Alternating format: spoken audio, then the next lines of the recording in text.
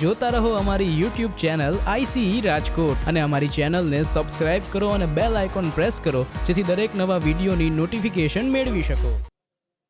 નમસ્કાર વિદ્યાર્થી મિત્રો, ICE ના YouTube ચેનલ પર હું હિરેન સાકરિયા આપ સૌનું હાર્દિક સ્વાગત કરું છું. મિત્રો, આજે આપણે જે કરંટ અફેર્સના ટોપિક પર ચર્ચા કરવાના છીએ એમાં પ્રથમ છે કેન બેતવા ઇન્ટરલિંક પરિયોજના. બે નદી છે કેન અને બેતવા, એને જોડવાની કંઈક પરિયોજના ઉપર વાત કરવાના છીએ. સેકન્ડ છે થ્રી ગોર્જીસ ડેમ, બ્રહ્મપુત્ર નદી અને ચીન, એની સામે ભારત, આને લઈને આખો ઇસ્યુ છે, ફરી કરંટમાં છે, એની આપણે ચર્ચા કરીશું. ત્રીજો અગત્યનો ટોપિક રહ્યો છે ગ્લોબલ કરપ્શન બારોમીટર. હવે આ એક રિપોર્ટ જાહેર થયું છે, એક સંસ્થા દ્વારા કઈ છે હું તમને જણાવીશ મિત્રો. પણ આ રિપોર્ટની અંતર્ગત ભ્રષ્ટાચાર, એશિયાની અંતર્ગત જે એશિયાના જે દેશો રહેલા છે એમાં ભ્રષ્ટાચાર છે એની ઉપર વાત કરવામાં આવેલી છે. અને એક છે C-32 LH2 ટેન્ક ઉપર વાત કરવાના છીએ. તો ચાલો મિત્રો, આજનું આપણું ડિસ્કશન છે હવે શરૂ કરીએ. તો પ્રથમ જે ટોપિક રહેલો છે કે કેન બેતવા ઇન્ટરલિંક પરિયોજના શા માટે કરંટમાં છે, સૌથી પહેલા તો એ અભ્યાસ કરવો પડશે. તો કે હાલમાં ભારતની જે પર્યાવરણ મંત્રાલય છે, એન્વાયરમેન્ટ મિનિસ્ટ્રી છે, એને એક ઉચ્ચ કમિટી દ્વારા ઓર બંધ, બંધનું નામ યાદ રાખજો, ઓર બંધ જે છે એના માટેની મંજૂરી જે છે એ સ્થગિત કરવામાં આવી છે. નદી રહેલી છે, નદી ઉપર એક બંધ બનાવવો હતો ઓર.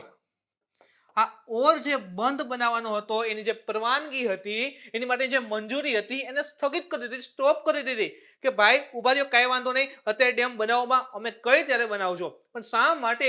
તો કે અને સમિતિએ એના નવા આંકડાની માંગણી કરી છે કે ડેમ અત્યારે બનાવવાનું સ્ટોપ કરી દો અને અમને નવા આંકડા આપો. આ નવા આંકડા મળશે ત્યાર પછી સાર્વજનિક હિતને ધ્યાનમાં રાખી અને પછી નિર્ણય છે એ કમિટી દ્વારા લેવામાં આવશે. શું કામ? સાર્વજનિક. હવે આ નદીઓ છે એની સાથે કંઈક ને કંઈક અભયારણ્ય, રાષ્ટ્રીય ઉદ્યાન પણ સંકળાયેલા છે. અભયારણ્ય, રાષ્ટ્રીય ઉદ્યાન રહેલા છે. કૃષિ યોગ્ય જમીન હોય એનો પણ નાશ થતો હોય અથવા તો એ પણ ડૂબતી હોય. તો આ બધાને ધ્યાનમાં રાખી અને જે નવા આંકડા છે એ માંગેલા છે અને એના આંકડાને સાર્વજનિક હિત, બધાનું હિત રહેશે એ પ્રકારે પછી પરવાનગી છે આપવામાં આવશે અથવા તો યોગ્ય સુધારા કરીને પરમિશન આપવામાં આવશે. આને લઈને આખો ઇસ્યુ જે છે એ કરંટમાં આવ્યો છે. ઓકે, નદી ઉપર એક નજર કરી લઈએ મિત્રો. અહીં તમે જુઓ, આ એક બેતવા નદી રહેલી છે. બેતવા જે છે આ રીતે જાય છે યમુના પાસે, અને એક નદી રહેલી છે કેન નદી, આ રીતે એ પણ યમુનાને મળે છે. તો આ જે બેતવા નદી છે અને જે કેન નદી છે એને બંનેને આ રીતે જોડવાઈ રહ્યા છે. જુઓ, સમજો મિત્રો, આ એક છે બેતવા નદી છે અને અહીંયા જે છે એ કેન નદી છે. તો આ કેન અને બેતવા જે છે એ બંનેને આ માર્ગે અહીં જોડવામાં આવી રહ્યા છે. તો આ આપણે કહીએ છીએ ને કેન બેતવા ઇન્ટરલિંક પરિયોજના, એટલે કે બંને નદીઓને ઇન્ટરલિંક જોડવાની વાત કરેલ છે. પરિયોજના વિશે માહિતી મેળવીએ તો દેશની પ્રથમ ઇન્ટરલિંક રિવર પરિયોજના છે. યાદ રાખજો, બહુ ઇમ્પોર્ટન્ટ ફેક્ટ છે મિત્રો. એક બહુ કહેવાય ને વર્ષો સુધી ચાલે ને, 100 વર્ષથી વધારે ચાલી જાય ને એક એવી યોજના છે આ ઇન્ટરલિંકિંગ રિવર પરિયોજના. જેમાં શું છે તો કે નોર્થ ઇન્ડિયાની રિવર જે છે, જે નોર્થ ઇન્ડિયા રહેલું છે એની જે નદીઓ છે એને સાઉથ ઇન્ડિયન નદી સાથે જોડવી છે. એટલે શું કહે, એક એક નદીને જોડવાની હોય કે અહીંથી ચલો ગંગાના ટર્ન લઈ આવો, પછી યમુનાના લઈ આવો, આવું નથી કરવામાં આવતું. એમાં શું કરશે તો જે પણ આ નદીઓ રહેલી છે એમાં નોર્થ ઇન્ડિયન જે નદી હોય પહેલા એને જોડશે.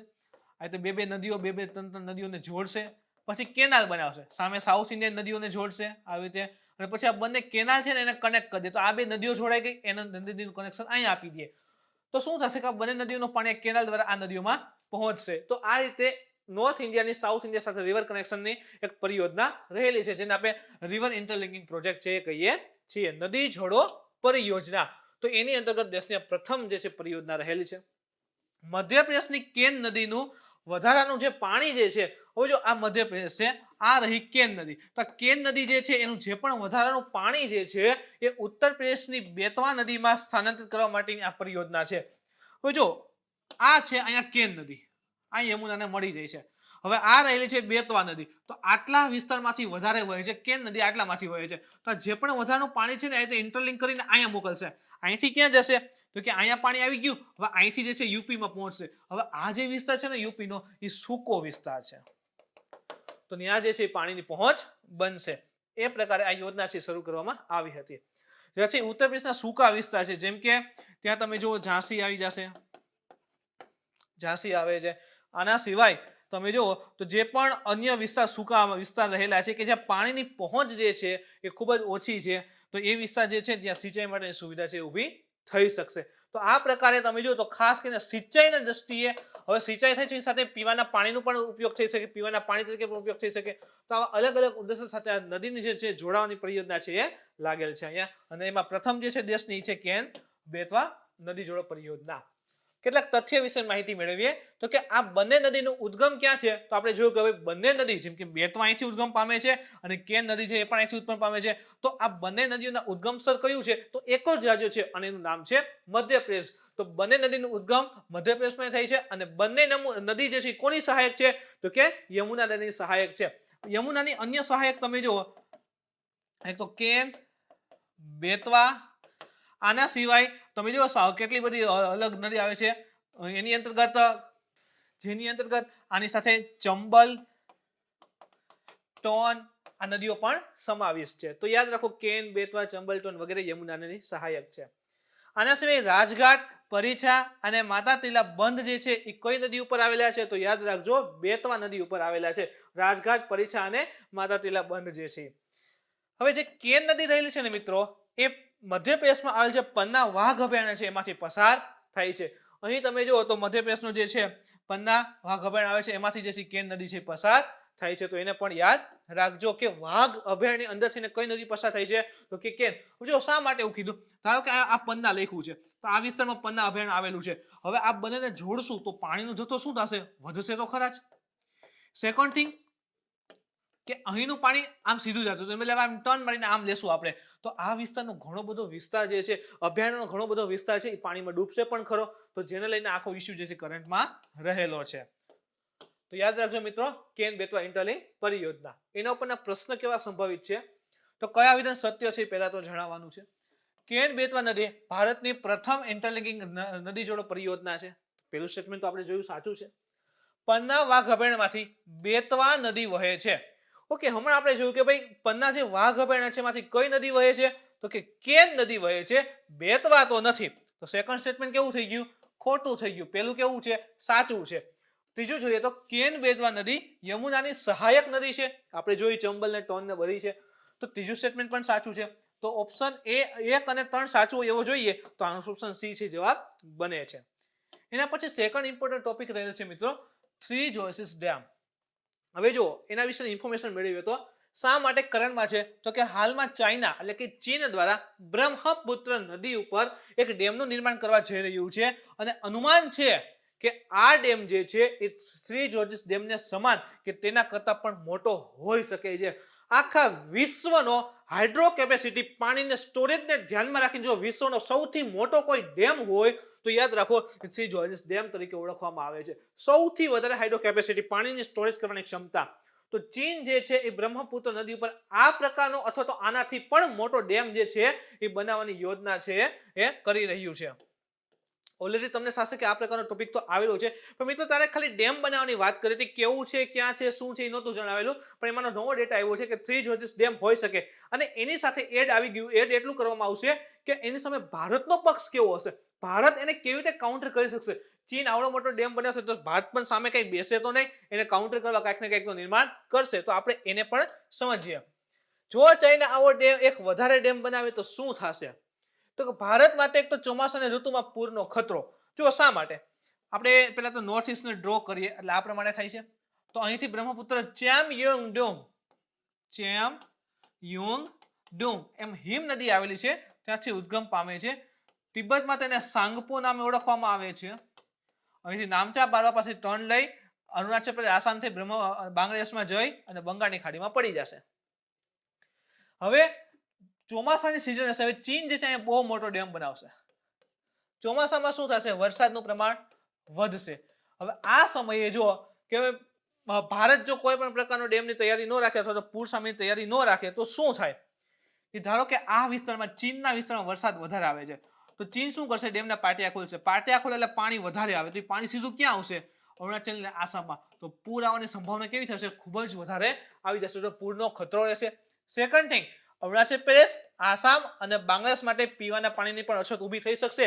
હવે વિચાર કરો, મેં તમને કીધું આખા વિશ્વનો સૌથી મોટો ડેમ બનાવી શકે જે થ્રી જોર્જ ડેમ છે, વિશ્વનો સૌથી મોટો ડેમ છે.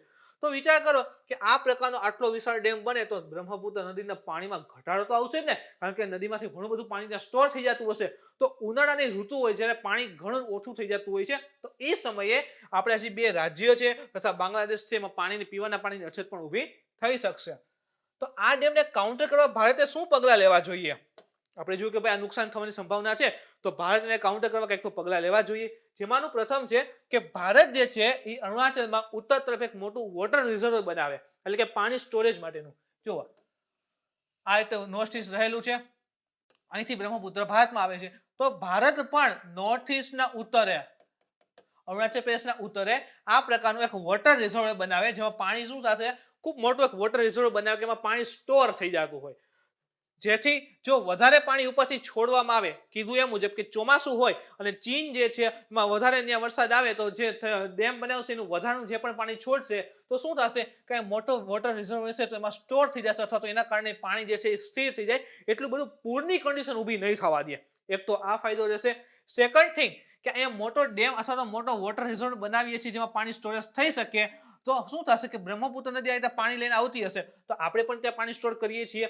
તો સપોઝ ઉનાળાની ઋતુ હોય કે જ્યારે બ્રહ્મપુત્રમાં પાણી ઘટે તો એ સમય દરમિયાન આપણી પાસે અહીંયા પાણી ભરેલું હશે, તો ઉનાળાની ઋતુ દરમિયાન પીવાના પાણીની અછત ઊભી થઈ શકશે નહીં. તો જો અરુણાચલ પ્રદેશમાં એક આવું વોટર રિઝર્વ બનાવવામાં આવે તો ચીનને કાઉન્ટર કરવાની શક્યતા પૂરેપૂરી રહેલી છે. આગળ જોઈએ તો આ ડેમ બનતા ભારતને, એટલે કે આપણે જોયું એ મુજબ કે અરુણાચલ પ્રદેશમાં એક વોટર રિઝર્વ એટલે કે એક પ્રકારનું સ્ટોરેજ એટલે કે ડેમ બનાવવામાં આવે તો એનાથી એક તો પાણી સ્ટોર થશે. સેકન્ડ થિંગ શું થશે કે પૂર કંટ્રોલ થઈ જશે, ઉનાળામાં પાણીની માટેની જે અછત છે એ સોલ્વ થઈ જશે, સિંચાઈ માટે પાણી મળી રહેશે. એક પ્રકારે જોઈએ તો જે કહેવાય કે આંતરિક જળમાર્ગ છે એ પણ ડેવલપ થઈ શકે છે. તો આ એના બધા ફાયદા તો રહેલા જ છે, પણ એની સાથે હજી એક ફાયદો ઉમેરીએ તો આશરે 10,000 મેગાવોટની ઇલેક્ટ્રિસિટી પણ મળી રહેશે. આપણે જાણીએ છીએ કે એકદમ ડેમ બનાવીએ, જેમ કે આપણે અહીંયા જોઈએ ડેમ એક રહેલો છે, તો આ રીતે જે પાણી પડતું હોય તો અહીંયા આપણે જાણીએ છીએ કે સદાસળમાં કેમ અહીંયા ટર્બાઇન રાખી દે છે, તો ટર્બાઇન ફરે અને એનાથી જળ વિદ્યુત છે ઉત્પન્ન થઈ શકે છે. તો આ પ્રકારના ડેમ બનાવવાથી 10,000 મેગાવોટની જળ વિદ્યુત એટલે કે ઉર્જા પણ મળી શકશે, જેથી અરુણાચલ પ્રદેશમાં ઇન્ડસ્ટ્રીયલ પ્રવૃત્તિને વેગ મળશે. મિત્રો, ઇન્ડસ્ટ્રી સ્થાપવા માટે શું જોઈએ? તો કે ઇન્ડસ્ટ્રી સ્થાપવાને કોઈ પણ જગ્યાએ ઇન્ડસ્ટ્રી ડેવલપમેન્ટ માટે એક તો કાચો માલ, સેકન્ડ થિંગ ઉર્જા, એક્સપાન્શન માટે પૂરેપૂરી જમીન, આના સિવાય તો તમે જુઓ તો પાણીની ઉપલબ્ધિ, ટ્રાન્સપોર્ટેશન, તો આ બધી વસ્તુ જરૂરી છે. એમાંનું એક મુખ્ય પરિબળ છે ઉર્જા. તો આટલી બધી ઉર્જા ઉત્પન્ન થતી હોય તો એના જ્યાં ઇન્ડસ્ટ્રીઝના આકર્ષણની શક્યતા પણ રહેલી છે, તો એમાં ઇન્ડસ્ટ્રીયલાઇઝેશન અરુણાચલ પ્રદેશમાં થઈ શકશે.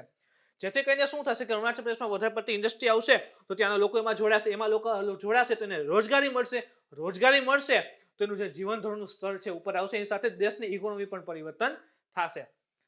ભારત જે છે એ પૂર્ણ રીતે બ્રહ્મપુત્ર નદી પર આધારિત નથી.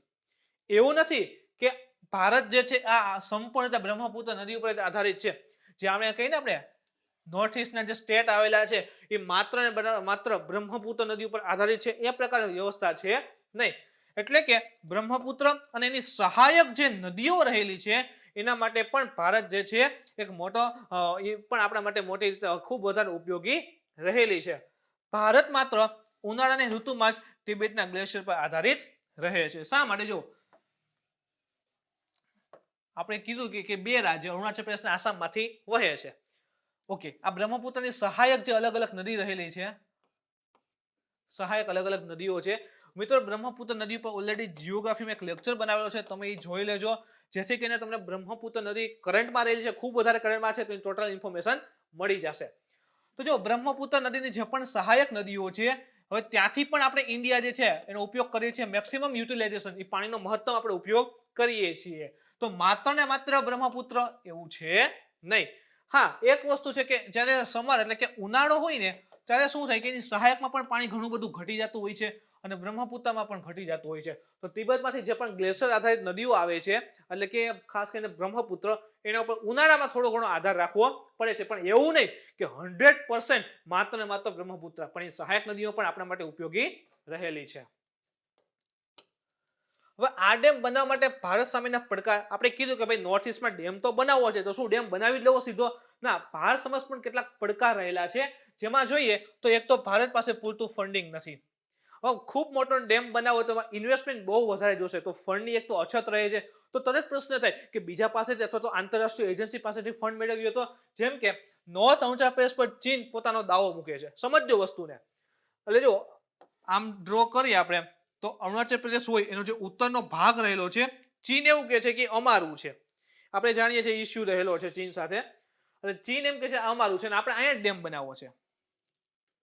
હવે એના માટે ફંડિંગ જે છે આપણે વર્લ્ડ બેંક કે એશિયન ડેવલપમેન્ટ બેંક પાસે લેવા જઈએ તો ચીન શું કરશે? આપણા રસ્તાને રોકી દેશે.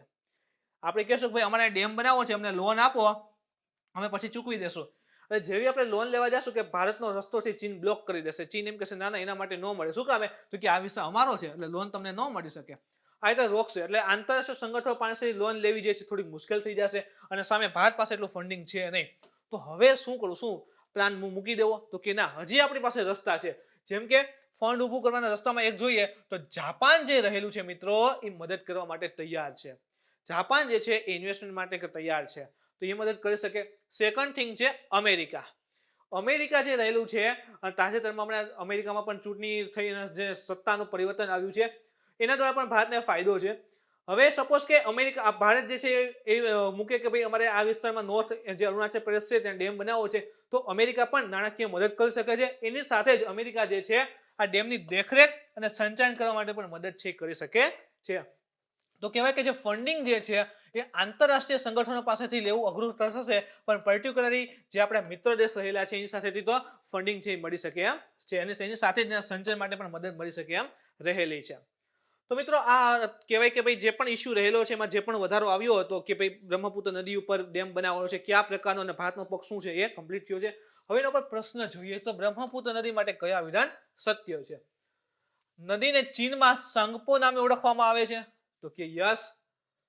અરુણાચલ પ્રદેશમાં દિબાંગ બ્રહ્મપુત્રની સહાયક નદી છે. હવે જો આમાં મેં તમને કીધું એ મુજબ જિયોગ્રાફીનો જે બ્રહ્મપુત્ર નદીનો લેક્ચર છે મિત્રો, એ તમારે જઈને જોવો જોશે. એનું કારણ છે કે બ્રહ્મપુત્ર ઇમ્પોર્ટન્ટ છે, કરંટમાં છે, અને સહાયક નદીઓની બધી કઈ છે ત્યાં સંપૂર્ણ માહિતી આપેલી છે. એની સાથે જ લગભગ તમે જુઓ ને તો કોઈ પણ એક્ઝામ હશે ને બ્રહ્મપુત્ર નદીને ઇમ્પોર્ટન્ટ બને છે. બ્રહ્મપુત્ર નદીના પ્રશ્ન પડતા હોય છે, તો ઇમ્પોર્ટન્ટ બને છે. અને જે સેકન્ડ સ્ટેટમેન્ટ છે કે દિબાંગ જે છે એ બ્રહ્મપુત્રની અરુણાચલ પ્રદેશમાં સહાયક નદી છે, એ પણ સત્ય હકીકત છે. હાઇડ્રો કેપેસિટી બિલ્ડિંગ આધારિત વર્લ્ડનો પ્રથમ નંબર 3 ગોજન ડેમ છે. મેં તમને કીધું સૌથી વધારે હાઇડ્રો કેપેસિટી એનામાં રહેલી છે. તો આપેલા ત્રણેય સ્ટેટમેન્ટ કેવા છે? સાચા છે, જેથી કરીને આનો આન્સર થઈ જશે ડી. આપેલા તમામ સત્ય છે. એના પછીનો ઇમ્પોર્ટન્ટ ટોપિક જોઈએ તો ગ્લોબલ કરપ્શન બેરોમીટર. એક રિપોર્ટ છે એવું સમજી લ્યો. કોના દ્વારા પ્રકાશિત થયો છે?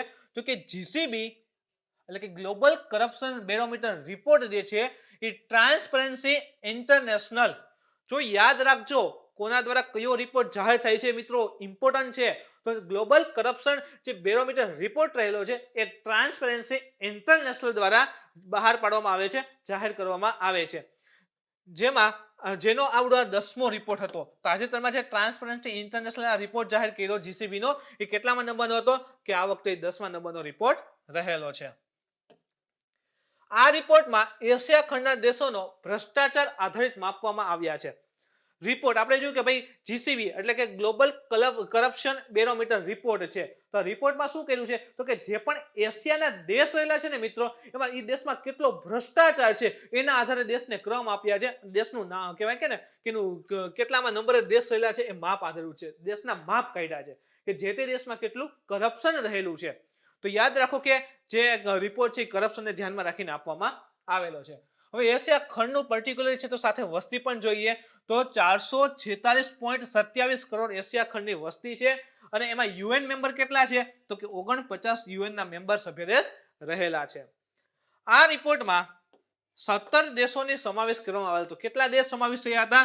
તો કે એશિયાના જે દેશ એમાંથી 17 દેશને સમાવેશ કર્યા હતા, અને લગભગ 20,000 લોકોને પોતાના દેશના ભ્રષ્ટાચાર વિશે સવાલ પૂછાયા હતા.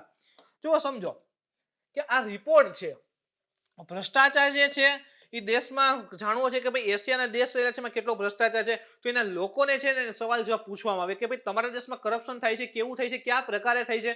તો સવાલ જવાબના આધારે આખો જે જીસીબી રિપોર્ટ છે એ તૈયાર કરવામાં આવ્યો છે અને એ ભ્રષ્ટાચારના આધારે દેશોને ક્રમ ને બધું આપવામાં આવ્યું છે કે કયા દેશમાં કેટલો ભ્રષ્ટાચાર રહેલો છે.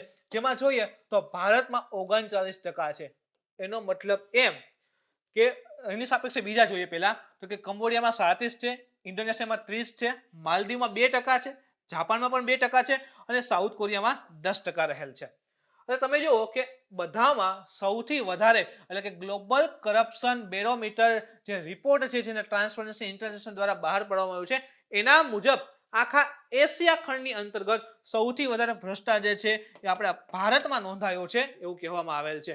કેટલા ટકા છે તો યાદ રાખજો, આશરે 39%. હવે આપણે રાહ જોતા કે પાકિસ્તાનનું ક્યાં છે, તો પાકિસ્તાને ડેટા નહોતો આપ્યો, એનો ડેટા આપવામાં આવેલો નથી. અલગ અલગ માપદંડોમાં જો આઈડેન્ટિટી ડોક્યુમેન્ટ બનાવવાની વાત હોય તો ભારતમાં 41% રિશ્વત અપાય છે. જે કહેવાય ને આઈડેન્ટિટી ડોક્યુમેન્ટ, ઓળખ કાર્ડ માટેની જે પણ વાત કરીએ, ખાસ કરીને એક મુદ્દો આપેલો હતો મિત્રો કરંટની અંતર્ગત તો એ લીધેલો છે. જે આઈડેન્ટિટી ડોક્યુમેન્ટ ઓળખ કાર્ડ માટેની વાત આવે ને ભારતની અંતર્ગત તો ત્યાં આશરે 41% કાર્યમાં રિશ્વત અપાય છે આ ઓળખ કાર્ડ માટેની. તો આ એક કહેવાય કે ભાઈ મુદ્દો કરંટમાં સ્પેશિયલ અપાયો તો તમારી સામે રજૂ કરેલો છે. જ્યારે જાપાનમાં આ દર કેટલો છે? 0% છે. જો કમ્પેરિઝન કરવા જેવી છે કે ઓળખ કાર્ડ માટે ભારતમાં જે છે એ આશરે 41% રિશ્વત અપાય છે બનાવવાની રીતની અંતર્ગત અને જાપાનમાં 1% વાળી 0% છે. તો કહી શકે કે ભારતમાં રિશ્વત એટલે કે જે ભ્રષ્ટાચાર થોડો વધારે રહેલો છે. ભારતમાં ભ્રષ્ટાચાર અટકાવવાના કાયદા, હવે જો બધાને ડીપમાં નહીં ભણીએ કે ચલો પછી આખો લેક્ચર બની જાય, પણ હા કયા કયા છે એ તો ખબર હોવી જોઈએ ને. તો જો એક યાદ રાખજો, આરટીઆઈ એક્ટ 2005 છે, right to information act 2005, second છે લોકપાલ એક્ટ 2013 છે, વિસલ બ્લોવર 2014 છે. આના સિવાય બેનામી પ્રોપર્ટી ઇઝ પ્રોહિબિટેડ એક્ટ 2016 પણ રહેલો છે. તો ભ્રષ્ટાચાર અટકાવવાના કેટલાક ભારતમાં કાયદા છે એની પણ તમારી સામે નોંધ છે એ રાખેલી છે. જોઈએ એના ઉપર પ્રશ્ન કયા પ્રકારનો બની શકે છે, કયા વિધાન સત્ય છે એ જણાવવાનું છે. તો global corruption barometer transparency international દ્વારા બહાર પાડવામાં આવે છે. આપણે જોયું કે હા ભાઈ આ સંસ્થા છે અને તાજેતરમાં એનો 10મો રિપોર્ટ બહાર પાડ્યો છે જેમાં એશિયા ખંડની અંતર્ગત ભારત જે છે એ સૌથી વધારે ભ્રષ્ટાચાર ધરાવતો દેશ છે બનાવેલ છે, દેખાડેલ છે. ભારતમાં સૌથી વધુ ભ્રષ્ટાચાર દર્શાવેલ છે. તો સેકન્ડ સ્ટેટમેન્ટ પણ કેવું છે? સાચું છે રિપોર્ટ મુજબ. ત્રીજું જોઈએ તો વિસલ બ્લોવર 2014 ભારતમાં ભ્રષ્ટાચારને ઘટાડવા માટે છે. તો કે યસ આપણે જોઈએ કે ભ્રષ્ટાચારને ઘટાડવા માટેના જે પણ એક્ટ આવેલા છે એની અંતર્ગત વિસલ બ્લોવર 2014 એક્ટ છે સમાવિષ્ટ છે. તો આપેલા ત્રણ સ્ટેટમેન્ટ કેવા છે? સત્ય છે, જેનો આન્સર બને છે ડી કે આપેલા તમામ સત્ય છે. એના પછી મિત્રો ચોથો અગત્યનો ટોપિક રહેલો છે C-32 LH-2 ટેન્ક. હવે ટેન્ક એટલે ઓલી નથી ધડધડ વાળી, એટલે કે આપણે ડીઆરડીઓ નું પરીક્ષણ નહીં, આ ટેન્ક એટલે ટેન્કની વાત કરી, ટાંકીની વાત કરી છે. શું કામે કરંટમાં છે? તો કે તાજેતરમાં HAL હાલ એટલે કે Hindustan Aeronautics Limited, Hindustan Aeronautic Limited એ હાલ સુધીના સૌથી મોટા હિન્દુસ્તાન એરોનોટિક લિમિટેડે હાલ સુધીના અત્યાર સુધીના સૌથી મોટા એક cryogenic propellant tank C-32 LH-2 નું ઈસરોને સોંપેલ છે કે હાલ દ્વારા બનાવવામાં આવેલ છે. કઈ ટેન્ક? તો C-32 LH-2 અને સૌથી મોટી અત્યાર સુધીની ભારતની સૌથી મોટી ક્રાયોજેનિક પ્રોપેલેન્ટ ટેન્ક છે જેને ઈસરોને આપેલ છે. પ્રશ્ન છે કે ક્રાયોજેનિક પ્રોપેલેન્ટ ટેન્ક શું છે આપણે એ પણ જોશું મિત્રો, આનો ઉપયોગ ક્યાં છે એ પણ જોવાના છીએ. જેમ કે જોઈએ તો C-32 LH-2 વિશે, તો આ જે ટેન્ક છે એનું નિર્માણ જે છે એ GSLV Mach 3 geosynchronous launch vehicle, GSLV Mach 3 જે લોન્ચિંગ પેડ છે એની ક્ષમતા જે 4 ટન છે એ વધારીને 6 ટન કરવા માટે કરવામાં આવેલ છે. આ ટેન્કનું નિર્માણ શા માટે થયું? તો GSLV Mach 3 જે કહેવાય ને કે સૌથી ભારે ઉપગ્રહને અવકાશમાં લઈ જવા માટે સક્ષમ છે એ પ્રકારનું જે વ્હીકલ છે એની કેપેસિટી હતી 4 ટન. એ 4 ટનથી વધારી અને 6 ટન કરવા માટે આ ટેન્કનું જે છે નિર્માણ કરવામાં આવ્યું છે. કોને કર્યું? તો હિન્દુસ્તાન એરોનોટિક લિમિટેડે કર્યું છે અને આપી કોને? ઈસરોને બનાવીને આપેલી છે. ફાયદો શું થશે આ ટેન્ક બનાવવાથી? તો કે હાલ સુધી શું હતું કે કોઈ પણ ભારે સંચાર ઉપગ્રહ હોય ને તો એ લોન્ચ કરવા માટે ફ્રાન્સીસી એરિયન 5 રોકેટ પર ભારત નિર્ભર હતું. ભારતે એના ઉપર આધાર રાખવો પડતો કે જે ફ્રાન્સીસી એરિયન 5 રોકેટ જે રહેલું છે એના મદદથી હેવી જે કહેવાય ને સંચાર ઉપગ્રહ હોય એને લોન્ચ કરવામાં આવતા હતા. પણ આ ટેન્ક બન્યા પછી બીજા દેશો ઉપરની જે નિર્ભરતા છે ને એ ઘટી જશે અને ભારત જે પોતે છે એ જ આપણા જે ભારે ઉપગ્રહ હોય એને લોન્ચ કરી શકશે. તો જો સંચાર ઉપગ્રહ જે રહેલા છે જે હેવી ડ્યુટી હોય એટલે કે ખૂબ ભારે હોય એને લોન્ચ કરવા માટે આપણા દેશે બીજા ઉપર ડિપેન્ડ રહેવું પડતું. તો હવે શું થશે કે આપણે પોતે આવી હેવી ટેન્ક બનાવી છે કે જેનાથી ભાઈ ખૂબ ઇવન 6 ટન ક્ષમતાવાળું કહેવાય કે જે ઉપગ્રહ હોય એને પણ લોન્ચ કરી શકાય છે. તો બીજા દેશો ઉપરની નિર્ભરતા આપણી ઓછી થઈ ગઈ છે અને એના કારણે શું થયું કે ભાઈ અંતરિક્ષ સંશોધનમાં આત્મનિર્ભર ભારત જે છે બની રહ્યું છે. એની દિશામાં હજી એક નવું પગલું મંડાઈ ગયું છે અને એની દિશામાં આ નવીનતમ ક્રાયોજેનિક પ્રોપેલેન્ટ ટેન્ક ઇસરોનું મહત્વપૂર્ણ પગલું સાબિત થયું છે. હવે આ ક્રાયોજેનિક પ્રોપેલેન્ટ જે છે એના વિશે માહિતી મેળવી. એટલે ટેન્ક છે એમાં કંઈક ભરેલું છે જે સળગશે અને બૂસ્ટ કરશે અને જેનાથી રોકેટ છે ઉપર જાય એવું સમજો. એક આવી ટેન્ક છે એમાં કંઈક ભરેલું છે એ સળગશે આ રીતે અને આ રોકેટ છે આખું આમ ઉપર તરફ જાતું હશે. તો એમાં શું છે એવું જોઈએ આપણે કે તેમાં પ્રવાહી વાયુ હોય છે. પહેલા તો કઈ કન્ડિશનમાં જે વાયુ છે એને પ્રવાહી અવસ્થામાં ફેરવેલા છે એટલે પ્રવાહી વાયુ હોય છે જેને ખૂબ જ નીચા તાપમાન પર સંગ્રહિત કરેલ છે. યાદ રાખજો ક્રાયોજેનિકની અંતર્ગત ખૂબ જ નીચું તાપમાને વાયુઓ છે એને પ્રવાહી અવસ્થા ઉપર સંગ્રહિત કરવામાં આવેલા હોય છે. તેમાં પ્રવાહી હાઇડ્રોજન એટલે કે લિક્વિડ હાઇડ્રોજન એ ઈંધણ સ્વરૂપે કાર્ય કરશે અને જે પ્રવાહી ઓક્સિજન છે લિક્વિડ O2 એ ઓક્સિજનના અથવા તો ઓક્સિજન કારકના રૂપમાં ઉપયોગ કરવામાં આવશે. ઓક્સિજન કારક એટલે શું થશે કે સળગવા માટે ઓક્સિજન તો જરૂરી છે. તો ઓક્સિજન જે છે પ્રવાહી અવસ્થામાં એ ઓક્સિકારકના રૂપમાં ઉપયોગમાં થશે. ઓક્સિકારક આવશે, ઓક્સિકારકના રૂપમાં ઉપયોગ થશે અને જે પ્રવાહી હાઇડ્રોજન રહેલ છે લિક્વિડ હાઇડ્રોજન એ શું બનશે ઇંધણ એટલે ઓક્સિકારકના કારણે સળગશે અને એનાથી જે ઇંધણ છે એ ઓક્સિકારક શું છે સળગવા માટે જરૂરી ઈંધણ તો કે પ્રવાહી હાઇડ્રોજન બંનેના લીધે જે થ્રસ્ટ જે છે એટલે કે એક પ્રકારનું બળ જે છે ખૂબ જ વધારે લાગશે અને એના કારણે આખું અવકાશયાન છે કહેવાય કે આખું રોકેટ જે છે એ ઉપર તરફ ઉડશે. હવે આપણે કીધું કે ભાઈ ખૂબ નીચા તાપમાને રાખેલું છે. તો કેટલા નીચા તાપમાન? તો કે હાઇડ્રોજન અને ઓક્સિજનને ક્રમશઃ -253 અંશ સેલ્સિયસ. ગુજરાત સરકારમાં ઘણીવાર પૂછેલું છે એટલે તમને ખાસ યાદ રાખી લેજો કે હાઇડ્રોજન જે છે એ -253 અને ફેરનહીટમાં કન્વર્ટ કરીએ તો -423 અને ઓક્સિજન જે છે એ -183 અને ફેરનહીટમાં કન્વર્ટ કરીએ તો યાદ રાખજો -297 ના તાપમાન ઉપર જે છે એ આ ટેન્કની અંદર સંગ્રહિત કરવામાં આવેલા હોય છે. તો ખૂબ નીચા તાપમાને આમાં સંગ્રહિત કરવામાં આવે છે. પ્રશ્ન જોઈએ મિત્રો એના ઉપર ક્રાયોજેનિક એન્જિન માટે કયું વિધાન સત્ય છે? તેમાં પ્રવાહી હાઇડ્રોજન અને એ ઈંધણ અને પ્રવાહી ઓક્સિજન એ ઓક્સિજન અથવા ઓક્સિકારકના રૂપે ઉપયોગમાં કરવામાં આવે છે. યસ, હાઇડ્રોજન છે એ ઈંધણના સ્વરૂપે અને ઓક્સિજન જે છે ઓક્સિકારકના રૂપમાં ઉપયોગમાં કરવામાં આવે છે. તો first statement is right. Second જોઈએ તો હાઇડ્રોજન અને ઓક્સિજન ક્રમશઃ -183 એટલે કે -297 ફેરનહીટ અને જે ઓક્સિજન જે છે એ -253 એટલે કે -423 ફેરનહીટ ઉપર રાખેલા હોય છે. ઓકે, આ સ્ટેટમેન્ટ મિત્રો ખોટું છે. જો હાઇડ્રોજન છે ને એને -53 રાખેલા હતા અને ઓક્સિજન જે છે એને -183 હતા. એટલે જો અહીંયા ક્રોસ કરી નાખ્યું છે. ઓક્સિજનનું હતું ને એ હાઇડ્રોજનમાં અને હાઇડ્રોજનનું ક્યાં નાખી દીધું ઓક્સિજનમાં. એટલે હાઇડ્રોજન -183 નહીં પરંતુ ઓક્સિજન -183 આવે અને જે ઓક્સિજન -253 છે એ હાઇડ્રોજન આવે એટલે ક્રોસ કરી નાખ્યા જેને કારણે સેકન્ડ સ્ટેટમેન્ટ કેવું બની જાય? ખોટું બની જાય છે. ત્રીજું સ્ટેટમેન્ટ આપે છે કે જીએસએલવીમાં 3 સ્ટેજ હોય છે, 3 સ્ટેજ હોય છે. હવે એમ થાય કે જીએસએલવીમાં 3 સ્ટેજ તો ક્યાં અલગ અલગ 3 પ્રકારના સ્ટેજ આવે. સેમ વસ્તુ પીએસએલવી આવે પોલર સેટેલાઇટ લોન્ચ વ્હીકલ તેમાં 4 સ્ટેજ આવે છે. જીઓ સિન્ક્રોનસ લોન્ચ વ્હીકલ 36,800 કિલોમીટરની ઊંચાઈ આસપાસ ઉપગ્રહને લોન્ચ કરવો હોય તો જીએસએલવીનો યુઝ થાય અને ધ્રુવીય કક્ષા હોય 1000 કિલોમીટરની અંતર્ગત તો પીએસએલવીનો યુઝ કરવામાં આવતો હોય છે. તો જીએસએલવીમાં 3 સ્ટેજ હોય છે એને પણ યાદ રાખજો. તો સેકન્ડ સ્ટેટમેન્ટને દૂર કરો. તમારી સામે જવાબ હાજર છે ઓપ્શન 1 અને 3 ઓપ્શન સી. તો મિત્રો આ હજુ આજનું કરંટ અફેર્સ. આજના લેક્ચરમાં જો તમને કોઈ પણ પ્રકારનો ડાઉટ હોય, ક્વેરી હોય તો મિત્રો તમે કોમેન્ટ કરીને પૂછી શકો છો. મિત્રો આજનો વિડીયો ગમ્યો હોય તો લાઈક કરો, શેર કરો, તમારા મિત્રો સુધી પહોંચવા માટે કોશિશ કરો. કાલે ફરી મળીશું નવા ટોપિક સાથે. Thank you.